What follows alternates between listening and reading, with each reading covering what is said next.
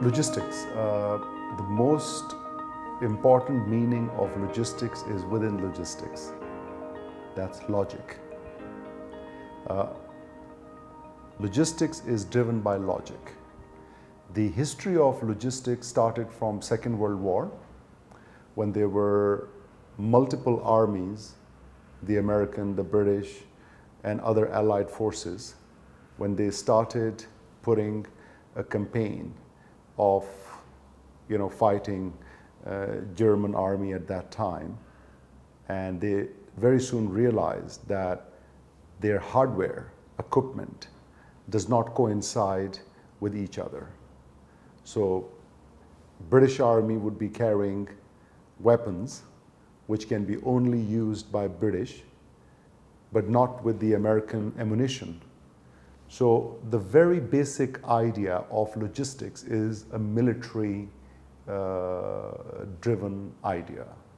And the idea was to how you can make multiple components or resources coincide with each other. And that includes, of course, materials management, equipment management, resource management, and process management. So when you combine all these multiple segments in a streamlined process, that drives logistics. So that's how, of course, the concept of logistics started. And till date, logistics, of course, carry the same meaning. However, over the last 5 decades, logistics has now been transformed into various segments. You have within logistics so many different verticals, and specialization in each is, of course, like a different matter altogether. But of course, the general concept of logistics remained the same as we had it 50 or 60 years ago. I also like to add that today, logistics is transforming tremendously with the introduction of technology.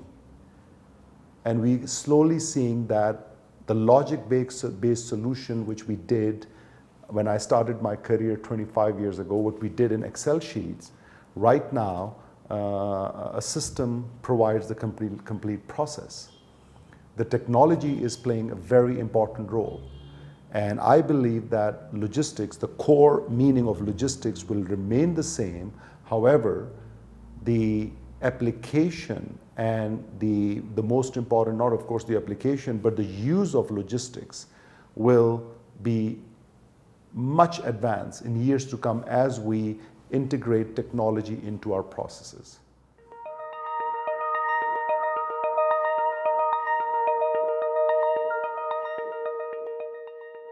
Silk Road. I think before we speak about Silk Road today, we hear a slogan of New Silk Road. What is New Silk Road? I'm still trying to discover what is new in Silk Road. Silk Road, of course, there was a Dutch businessman, a traveler, who traveled to East, and he discovered trade being carried out between China, Eastern Europe, Middle East, and he called that as a Silk Road, reference to silk because silk was mainly traded from between China and the rest of the region, and including, of course, all the way up to Europe. So he has given the name Silk Road or Silk Way. And I think it's very important to understand what we had, what made Silk Road successful few hundred years ago, and what will make Silk Road successful now. Number one, historically, Silk Road was one of the most successful corridor historically, and it was started even in the Ming Dynasty and even before that. So we're talking about few hundred years, historical, development of Silk Road, which actually survived multiple centuries. And how exactly it survived and thrived? Number one principle, cross-border trade. There were no restrictions on cross-border trade. There was a freedom of movement. So if you were carrying your product and goods from China to Middle East or Europe, you were able to cross the border without any restriction. Number one. Number two, security. The security was also a very important part of Silk Road. Starting from China all the way up to the final destination, every country on its way, or every kingdom on its way, created the safe and secured environment for the traders. So more traders will go through their countries.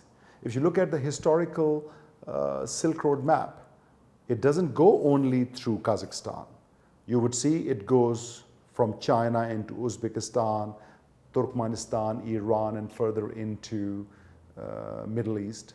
It goes from Kashgar into present-day Pakistan, and then it goes into Middle East. It went through Kyrgyzstan, it went through Kazakhstan, it went through cross-Caspian, it went through, again, through Azerbaijan, Georgia, present-day geography, around Black Sea area. So it was not just one route, it was a network of routes. And how traders chose is they always looked at the time. If a trader was going to trade with Middle East, obviously he would go through Uzbekistan, Turkmenistan, Iran, and into Middle East, or Turkmenistan, Azerbaijan into Turkey, and then further into Middle East. So they chose the best transit according to the destination. Then they looked at the security. Historically, if you read the history of Silk Road, you would see some traders took slightly longer routes because they were more safe and they were more competitive. They had more value-added services for them on that way. So they chose the longer way versus the shorter way because the longer way had much more safety and security for them. So number two, of course, as I said, safety and security. Number three is the bilateral trade. What exactly bilateral trade? Historically, it's not the camel loaded something from middle of China and the same camel went all the way to the final destination. No. There was a trade between China and Central Asian traders, which maybe took place in present-day Kazakhstan or Uzbekistan or Turkmenistan, and then there were the secondary buyers of the goods who would buy goods from the first trading caravan who might carry the goods up to Central Asia. And then there were markets where the traders from Middle East would meet their Chinese counterparts and Central Asian counterparts, and then they would do the trade. And then it would go into present-day Istanbul, Constantinople, or Damascus, or other markets where, again, you would do the trading to the European buyers. So it was basically, in present day, we can say it was truly a free trade corridor where there were multiple trading zones being developed on the way, where there was an exchange of goods and services, and that what really made the trade extremely attractive. That's what really made the trade attractive for the governments at that time, because they saw traders coming, and they would utilize the services. They would, eat the food. They would, buy and sell their cattle, even camels. They would do the trading, and buying and selling created that environmental conditions for these countries to earn from these, like environmental, like let's say economical condition. So that trading part, not just the passage and transportation, but the actual trading, the multiple trading points, what really truly made Silk Road a very unique corridor. So bilateral trade, trade facilitation was an extremely important component of Silk Road. So that's what we say the historical Silk Road. We talk about, safety and security, cross-border trade, bilateral trade or trade facilitation. Combination of these things created a very thriving business in the region. So what is new Silk Road? New. What does new means? We do have cross-border restrictions today. What is new? There's a lot of protectionism by each country, starting from China all the way to Europe. There's a lot of protectionism for business and trade. Then you have visa issues. Then you have security issues. Then you have other issues like in regards to transit, cost, customs, and a lot of trade barriers and man-made barriers. So in my opinion, the new Silk Road is new because now we are adding better infrastructure. We are adding better road, rail, and air transportation means. But what we are missing is the soft infrastructure, the bilateral trade, trade facilitation, and making this corridor as a free trade corridor, meaning let multiple countries on this corridor allow freedom of trade, freedom of transportation, movement, so we can take best utilization of the infrastructure. Why is it important? For two simple reasons. Infrastructure costs a lot, billions of dollars. So more movement on infrastructure means more income for the infrastructure. Number two,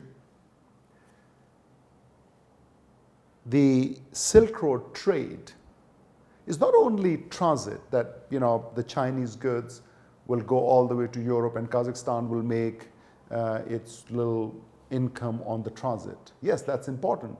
But the most important thing is the trade itself. I believe that the Silk Road should be revived on the same principles as before. Let us trade Chinese goods on a Kazakh-Chinese border, perfectly on our side, on Kazakhstan's side, so where we can create that benefit for our country and make this trade like a free trade. Let people come and use our food, our hotels, our gas stations, our services, our loaders, our trucks. Let's make that border a thriving economic zone where I think we should have at least, like 100,000 people should be accommodated on that border. And of course, you cannot accommodate these people unless you create the economic conditions for them. This is where you get the full benefit. And of course, not only for Kazakhstan, same goes for all other countries in the region. It has to be a very collective and multilateral exercise. Alone, for Kazakhstan, I think we cannot achieve the full scope of services and results that we desire. And of course, if you look at China, don't forget, China is reviving Silk Road in the old principles like before. So China is now investing in Pakistan. We are now working with Chinese and Pakistani government to see how we can operate on that corridor. China is going to invest $42 billion to build a road and rail infrastructure from Kashgar to Karachi, which is only 1,600 kilometers. But imagine if the Chinese goods come up to Karachi, you're only 250 kilometers from UAE. You are only 2 shipping days from the entire Middle East. You are only 4 shipping days away from East Africa. So of course China will invest in that corridor. Similarly, as you know, as we speak today, Global Link is doing very good trade by road between China and Tajikistan, and that's happening directly. China has invested on the road infrastructure. They built a couple of bridges, and all of a sudden, we are able to operate trucks between China and Tajikistan. So there's a direct link. Similarly, Kyrgyzstan, Kazakhstan, and then also China is now investing between Manchuria and Zaibakhalsk, the Trans-Siberian link. And of course, it makes Russia also a competitor for Kazakhstan Silk Road as well. And of course, if any goods, Chinese goods will go into Siberian region, which has a huge demand for Chinese goods, I mean, they will not go through Kazakhstan. They would naturally go from Zaibakhalsk, Manchuria link into Siberia. Also for China, Silk Road was not only Eurasia, Central Asia, but China is also building links into Vietnam, into Cambodia. They're also concentrating on the sea links, strengthening their sea routes into East Asia. So, I mean, for them, it's a mega, super mega project. What we have to take advantage of, what we can contribute, what can go through Kazakhstan, how we can build the trade and transit facilitation process. So the traders normally, like my customers, you know, the three things they always ask: speed, cost, and reliability.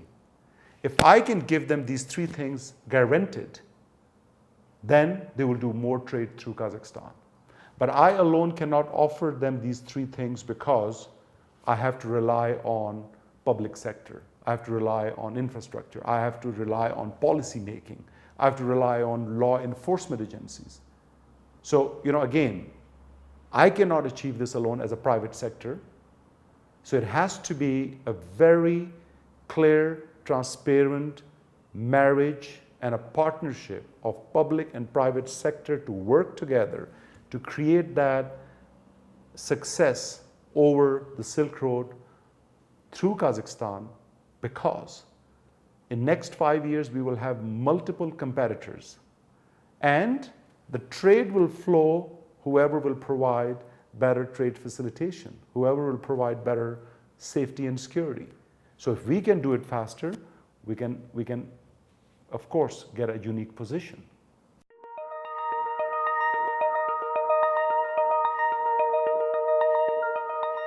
I started working very early. I graduated while working. So for me, it was very clear, you know, when I turned 18, it was very clear that education is important, but work experience is also important. And either I can finish my education and then get the work experience, or I can do my education and then I can also alongside get work experience. So my very first experience was in retail industry while I was a student. I started working in retail industry where I had a lot of interaction with customers, and you had all kind of customers, happy, unhappy, demanding, not demanding. So my first 12 months, from the age of 18 till 19, I learned a lot about customer service. At that time, I didn't realize, but now I realize what I learned in that 12 months it still plays a very important role on what I do, how I serve our customers. Then, of course, age of 19, I advanced my working skills by working in a better environment. 20, I proceeded again to improve it. So by the time I graduated, like 21, I already had 3 years work experience and graduation. And I must admit that timing is everything. If I hadn't done that, work and study at the same time, I would have done the same thing after graduation, meaning the next 3 years would have been experience before I get myself a proper job. And then if you get a proper job by the time you are already 26, 27, then you start pursuing into like proper positions in business or companies or whatever. And then again, your risk appetite when you are young is a lot more when you are older, married, with children, a lot of responsibilities. So, I must admit today that when I was 24, I already had at least 6 years of work experience, out of which through studies and then the remaining 3.5 years working in transport and logistics business. And then I realized that, okay, I can keep on gaining experience, or I can start my own business and I can still gain the same experience through actual management, running my own business. And of course, at that time, the perestroika, the Soviet Union was already transforming into multi-country market and everything. And I had this vision and a dream about Silk Road. In my geography classes, I always enjoyed reading about Silk Road. But then one thing was geography, but on the other thing, history and then economics. Then I started always researching my experience on Silk Road through geography and history, and start looking into the economic side of it, the macro and microeconomics, how exactly it transformed the entire region through trade at that time. So for me, it was kind of a combination of history, geography, and economy. And when I saw the collapse of Soviet Union, so my eyes were like all bright, and I said, okay, look, maybe I can build my business model on reviving Silk Road. And of course, at that time, people had heard about Silk Road, but nobody would imagine that it can be revived, although it was a very simple, straightforward plan, that if the Soviet Union is not existent, and if every country is an independent economy, they will do a bilateral trade. They will trade with China, obviously, because China was already really building their industrial base those days.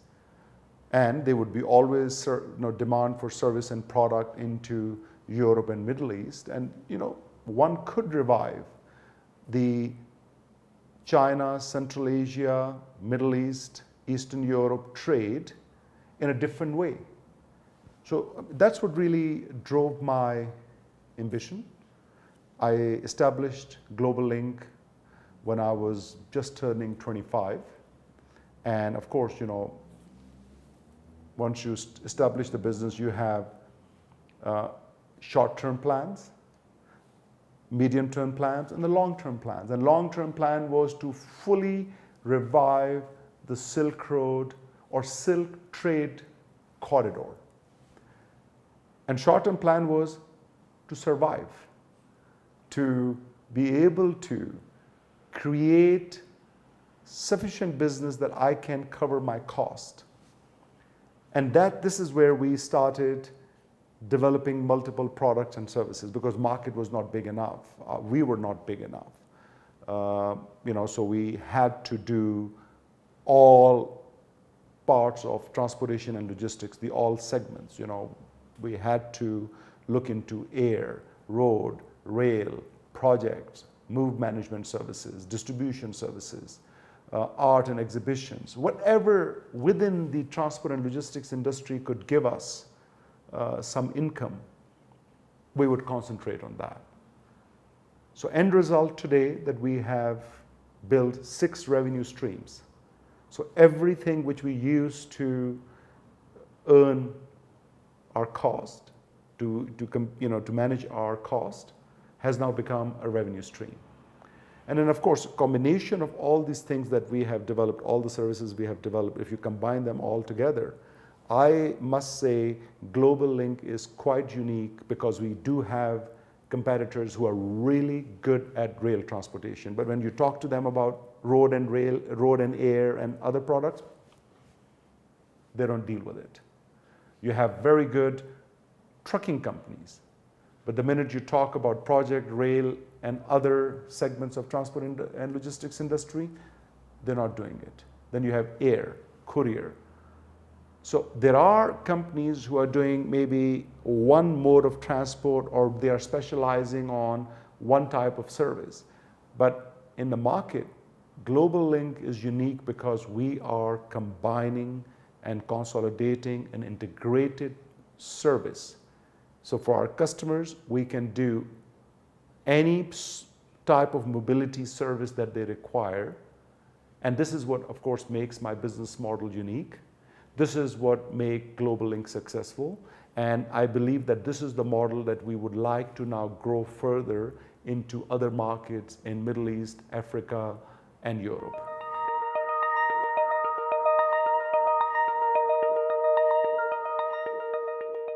Mentality. It's not a barrier. Mentality is, I cannot say that it creates any kind of a hurdle. Every culture has its own specific. And when, like Global Link, when you are operating in 36 countries, in fact, you are operating in 36 cultures, and you have to take advantage of every culture by knowing the culture. So I don't find the mentality in Kazakhstan in any way, it is bad for the business or it's good for the business. It's a mentality. And every mentality has its own reasons and own origins. My job is not to judge the mentality, but my job is to learn the culture. My job is to make sure that I respect the culture and I learn something from the mentality so I can offer my service and my product according to how market expects it. So I think that if I'm doing business in other parts of the world, I will not try to employ how we do business in Kazakhstan. So in Uzbekistan, we do business differently. In Russia, we do business differently. In Baltics, we do business differently. In Germany, we do business absolutely in a different format. But that doesn't make anyone special. It just, as I said, cross-cultural knowledge and how you respect the cultures and create your product and services which fits into the specific of that culture. And I think this is, again, something very unique for business. Why small, medium-sized global companies are more successful than extremely large ones is because simply that large companies, large global multinationals, they try to focus on their business specifics, and they try to implement those business specifics in every part of the world. Whereas a small, medium-sized global company localize themselves. And that's an example. For example, in Kazakhstan, we have about 400 people. And out of 400 people, there are only maybe 5 or 6 expatriates. Remaining 395 are all Kazakh nationals. And we find that extremely valuable to use local resources, to build local resources for ourselves. I don't want to do business in Kazakhstan by bringing people from all over the world. Yes, we did that, but we bring a specialist, and his job is, or her job is, to train our national staff, maybe spend 1 or 2 years. So one specialist can train 10, and these 10 can train 20, and 20 can train 40. And at the end of the day, you build your competence, the human resources competence, through the learning process. And this is, of course, again, it relates to the workmanship culture as well. And this is what we're trying to build right now, not to take away the mentality and culture, but work with it to create a benefit for ourselves and for our customers.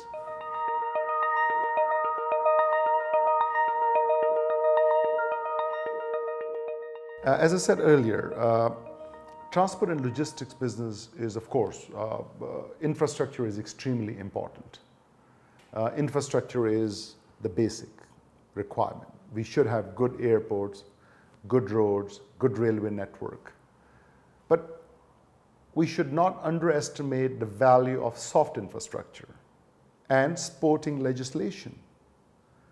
And while Kazakhstan has invested a lot and still investing in infrastructure, I hope the focus on soft infrastructure, skills development, legislation development, we will do the same sort of investment as we're doing in the classic capital-oriented capital infrastructure. Without that, I really don't think that we can be very successful. And you can look at few examples around the world. I mean, I would not give you any example of Europe or United States because they have gone through more than a century long process of improving their infrastructure, processes, legislation. I'm looking at more young economies. I'm looking at countries like United Arab Emirates. Today, for UAE, like of course, within UAE, Dubai, transport and logistics is one of the biggest GDP generator. In fact, the Expo 2020 theme is transport and logistics. So if you look at their model, they got fantastic infrastructure, but their infrastructure would not be as important in terms of output, in terms of development, if they didn't have a matching soft infrastructure, legislation, and freedom of movement and goods that they have put in place. Then you look at Singapore. Look at Singapore 1950. Then you look at Singapore 1970, and you look at Singapore 2016, and you would see a tiny island has become one of the biggest service provider in terms of transit distribution for entire Asia, Asia Pacific, Southeast Asia, just because of very good infrastructure and complementing legislation and soft infrastructure, and of course human resources. So I think for Kazakhstan it is not really anything different from what we have seen in these two places. Kazakhstan is a landlocked country. For us, we hear a lot about transit development and transit potential of Kazakhstan. Yes, that's important. But more important for Kazakhstan is to improve the transportation infrastructure and related legislation, not only for transit, but for doing business within Kazakhstan as well. So today, we are driving ourselves to create a competence for production and to improve our exports to the region. Instead of exporting millions of tons of wheat, we should be exporting finished goods. But at the same time, if you look at the cost of transportation to and from Kazakhstan is the highest in the world. I just give you a simple comparison. A 40-foot container from Hamburg to New York, of course it's a sea transportation, costs you 1,000, 1,200 euros. Hamburg Almaty, 40-foot container by rail can cost you up to 6,000, 7,000 euros. By truck, it can cost you more. And that's exactly where I see a problem. That how will our producer, how will we compete with the rest of the market when our cost of transportation is extremely high? Transit time is extremely long. When I wish to ship something, let's say from Almaty to Europe by rail, I have to wait for 1 week to get a location of a container or a platform. Then it takes another 3 days, 4 days to manage my export custom clearance and a long list of documents that I require. So before actually container starts moving, I've already now spent 12 to 15 days. And then you have another 3 weeks to 4 weeks on its way. So in all together, 45 days on a very high cost. How will I be able to compete with the rest of the world? So this is where we need some sort of a very good balanced program, which is not just the infrastructure development, but development of legislation, as well as human resources, skill development, soft infrastructure. It complements each other, And then we should be able to reduce the cost and reduce the transit time to create condition for our business community so they can compete with the rest of the world for their product and services. If we don't do that, then we are already creating a lot of challenge for our producers, our businessmen, and I think this is something would be a total counterproductive process. So for Kazakhstan, it's extremely important to look into this thing because we desperately need to expand our industrial base. We desperately need to bring cottage industry, basic industries, and make the cost of Kazakh produced goods cheaper so we can export more to neighboring countries and the region. And that's exactly will require some very coordinated development process between private and public sector. Another thing which I like to add, which is very important, the participation of government or public sector into transport and logistics is important. But then you have to draw a very, very fine line between public and private. As a private company, I cannot compete with public. I cannot compete with state-owned companies because my vision, my cost structure, my investment structure is totally different. So at the same time, what I see is that I employ 400 people and I like to double my human resources in Kazakhstan. But at the same time, I need good infrastructure. So I am not willing to build rail tracks. I'm not willing to build airports. I'm not willing to build sea terminals. But if these things are provided and if government will only keep themselves into the infrastructure development side of the business, then I can build operational models. I can invest in soft infrastructure, IT, I can build human resources, I can actually do the development process on the other side, which is very much needed because I'm good at it. You know, as a private company, I operate in 36 countries and you know, I've learned something from the 36 countries. I have affiliation in more than 125 countries. I travel a lot more than anyone in the public sector.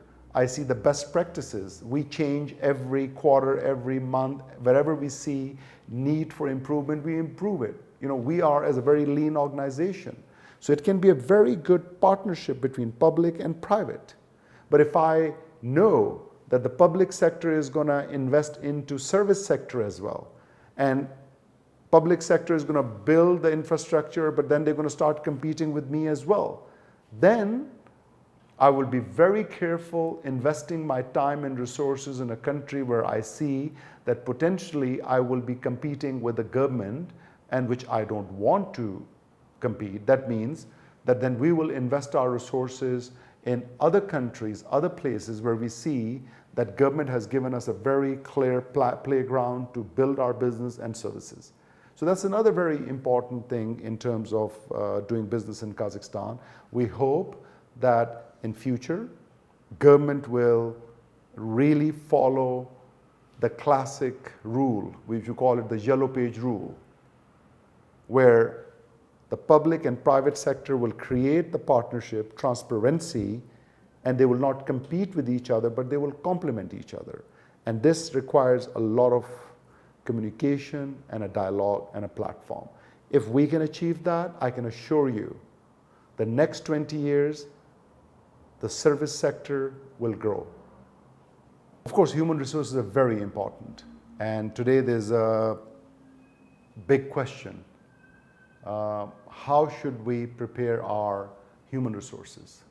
And this is something, you know, at the start of this, discussion, I mentioned that I will speak today in English because I'm speaking to the future logisticians, transport specialists who would like to get into transport logistics business. So there's a message for everyone. If you want to engage in transportation and logistics business, you must have language skills. English is, of course, a universal language. You must have English skills. You must have good, of course, Russian skills. You should, of course, speak Kazakh, which is more a cultural thing. But to do business, English is important. And this is exactly what we are focused today. That we are building human resources from scratch, from a very low level.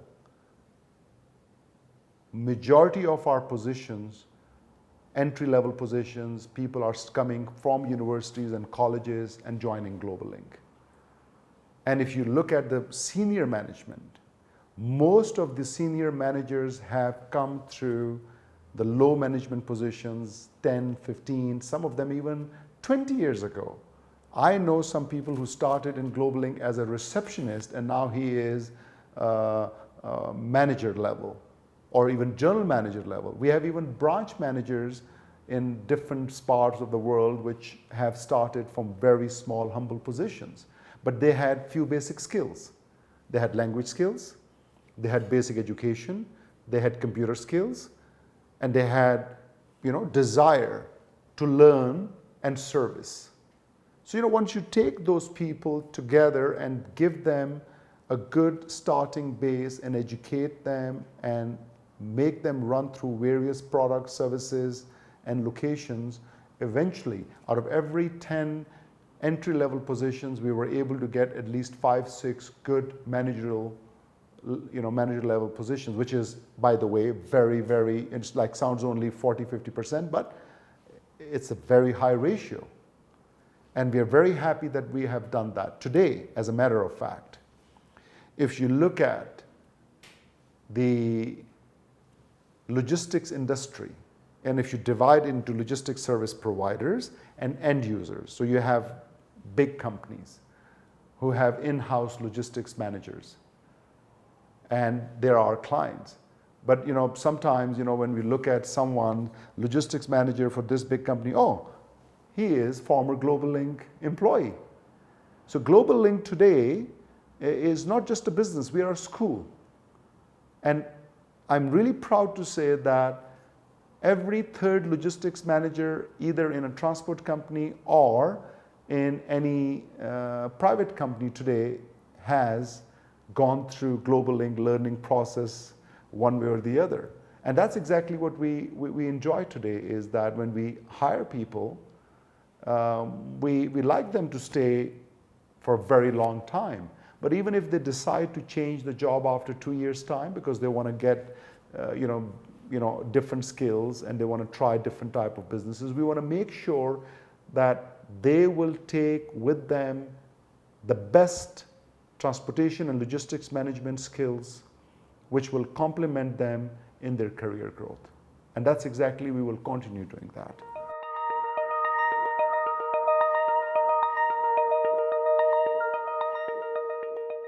Businesses in Kazakhstan are slowly transforming, and I've met a lot of big companies, local, national Kazakh companies, and they used to have a huge logistics department.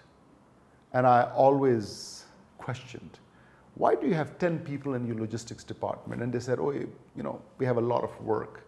We have, very challenging job for distribution, managing our clients and managing our customers. And I always say that, look, outsourcing, you must outsource. The world is outsourcing. If I am a manufacturer, I must invest my resources in manufacturing to become best at it.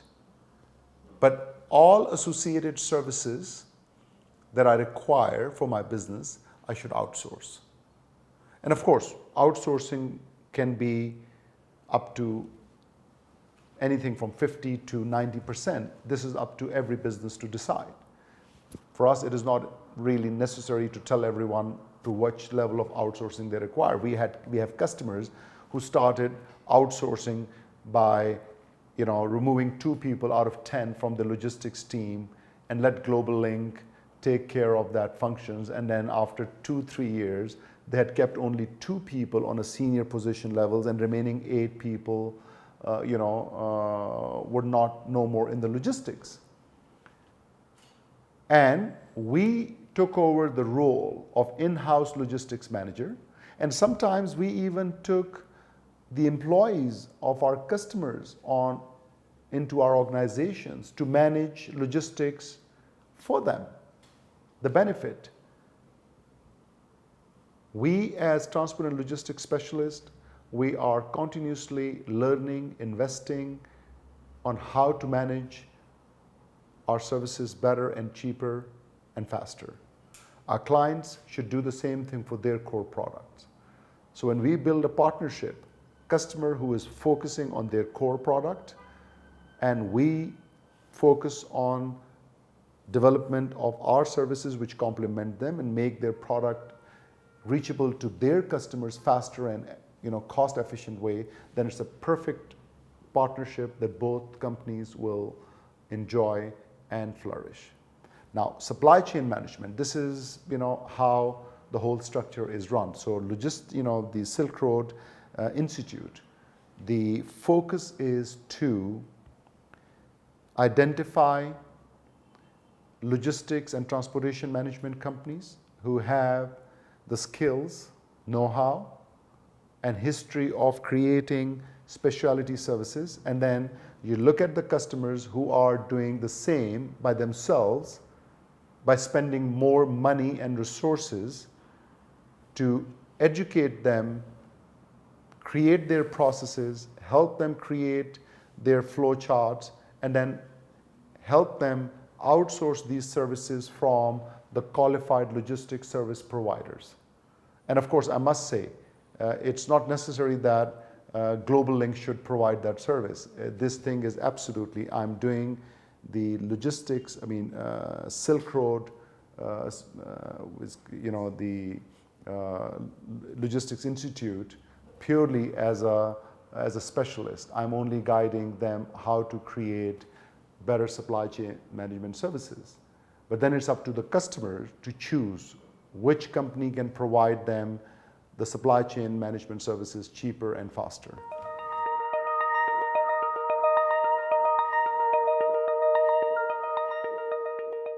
When you ask anyone, what do you want to do? And they will tell you their desire because they look at their own ambition. And at the same time, very important is that they're looking at security, which will make them more successful, what is more stable. And if people choose to say, I would like to work for the government, because today they see that as a more stable way of working for them in the future. They see government means stability. But private sector, I think, should be able to create the same notion for the young ones, that look, business is stable as well. And I think we can achieve it much better if there would be a very open, transparent partnership between private and government sectors. If you can create this partnership and you can show that government is complementing the private sector and private sector is doing everything as a responsible business and contributing into the economy, creating jobs, paying their tax, and complementing the government in the economic growth, then of course the young generation will look at business as also a very stable platform for them to grow. And in terms of business, look, it's not possible that every person should be a businessman. Becoming a specialist in any type of service or thing is also very important. As a matter of fact, I always tell my team that you're not employees of Global Link, you are all partners of Global Link. You are entrepreneurs. It doesn't matter that you don't have the shares in the company, but you can invest your ideas, your skills, and you would get more and more benefit out of it. So my job is to give you a table and a chair and a computer and a phone, and then limited resources to do something. But if you can take those limited resources and you can create a bigger and better business for me, I'm happy to share my success with you. I'm happy to live with 90% or even 70% of what I don't have today. So that's another thing, that you can apply your skills, your entrepreneurial skills and drive even in your daily job, even if you don't own the company and business. And I think this is very important to understand, that we must not just do the, our entrepreneurial skills, limit them only for our own business, but we should apply it wherever it's possible.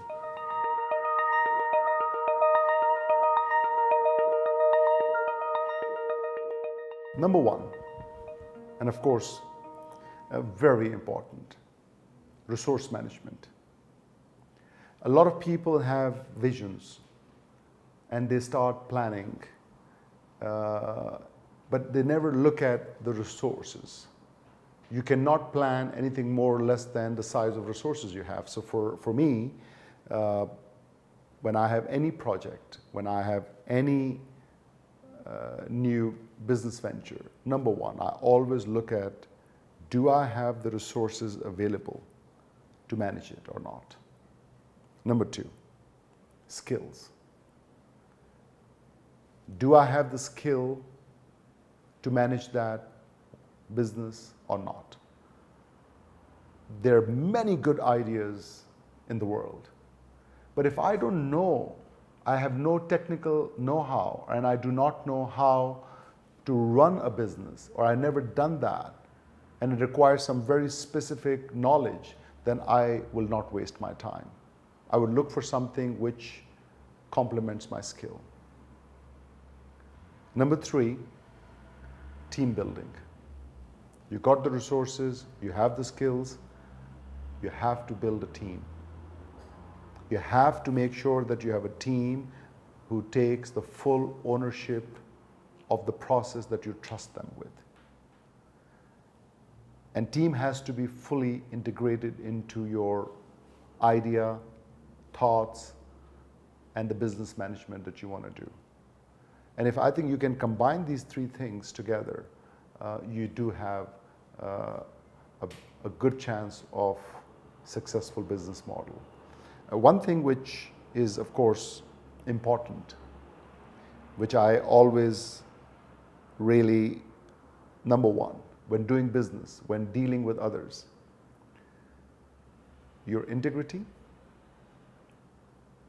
honesty, and being very transparent and straightforwardness is extremely important personal quality that a businessman or businessmen want to be should apply. And I see that people have ideas, they have resources, they have skills, but sometimes they underestimate the value of being honest, being transparent. And for business, it is extremely important. And I can tell you that some of the best deals I have made in my life were not based on contracts, were based on trust and honor. So not every deal or everything that you do has to be written on a piece of paper. It's good to have contracts. It's important to have contracts, but your honor and your commitment is much more important than that. Thank you.